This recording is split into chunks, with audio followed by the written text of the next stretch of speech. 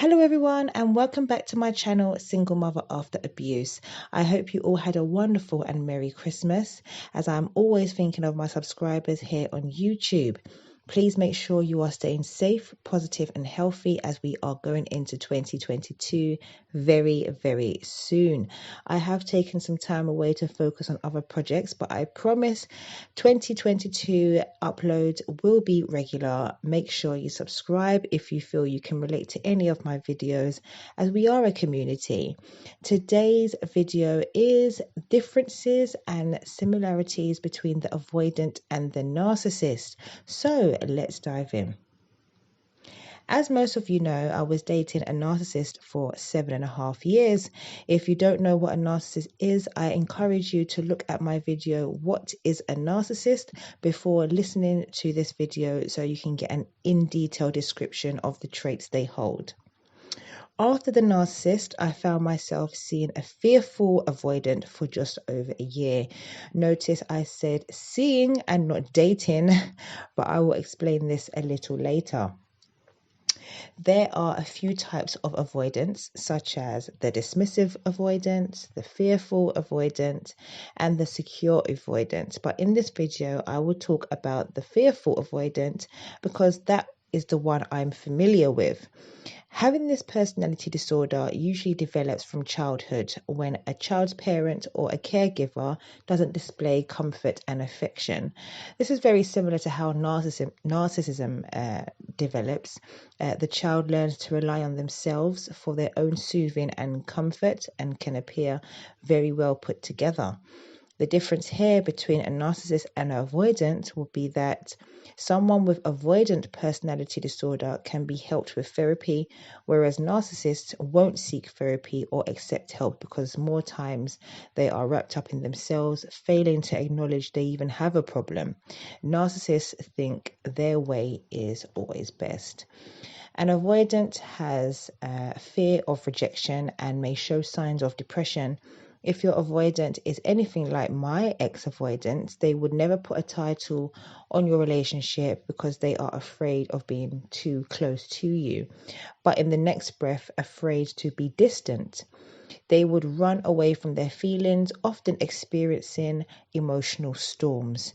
You will find they will be around you one day and the next you won't hear from them for about 3 or 4 days.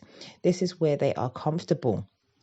It's not ghosting because they always come back, but the same person they go to for safety is also the same person they are frightened to be close to.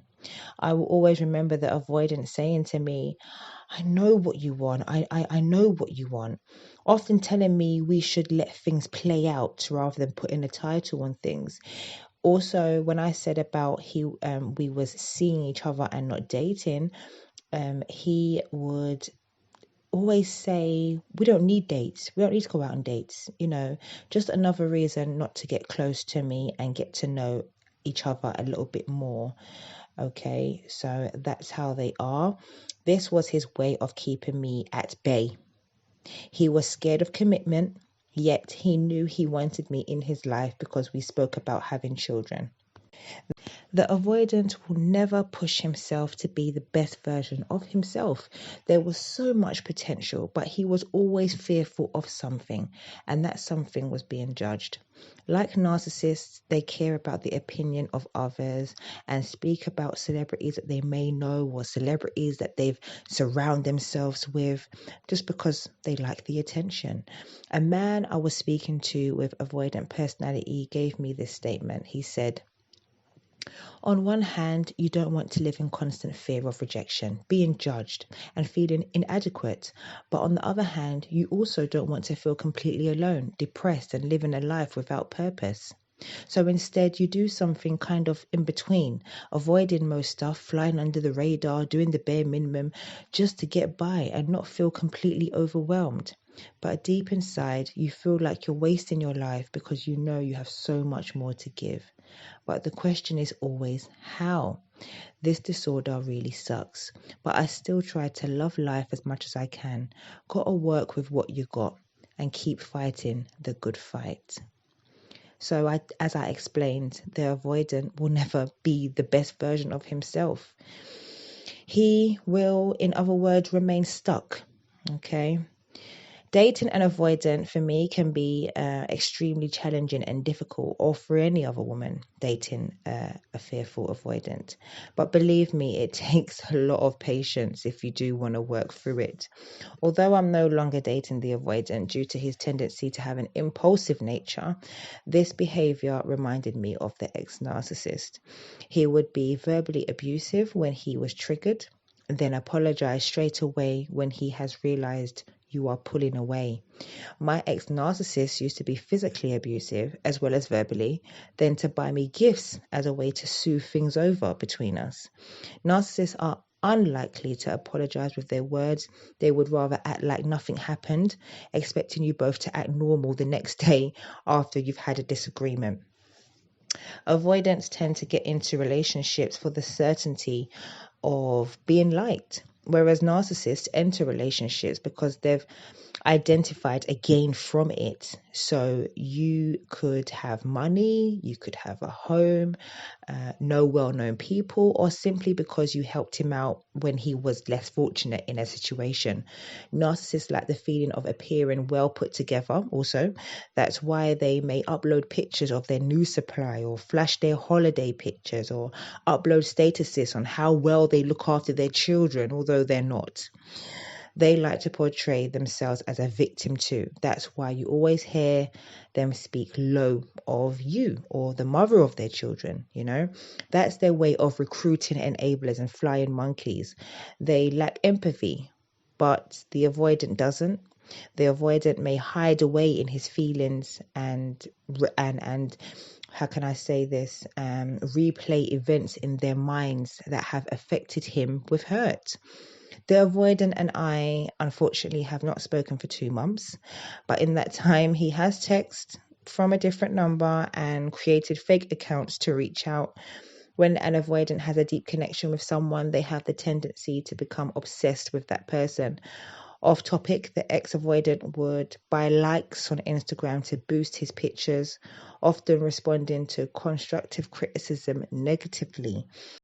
For me, when I'm given feedback on a performance of any sort, whether it's good or bad, I use it to fuel my purpose. The avoidant and the narc will not do that. The narc would have narc rage where he would lash out and remember that the person that upset him will later have their day. They like a bit of revenge, let me tell you. Whereas the avoidant would go into hermit mode until he feels better again. The avoidant, if he doesn't seek therapy, may never know what true love is because he self-sabotages the relationship, and sometimes without even realizing it. This occurs in all his friendships too. If the avoidant seeks therapy, it may be because the partner has suggested it. They sometimes see where they have gone wrong, but this is when the impulsive behavior has calmed down.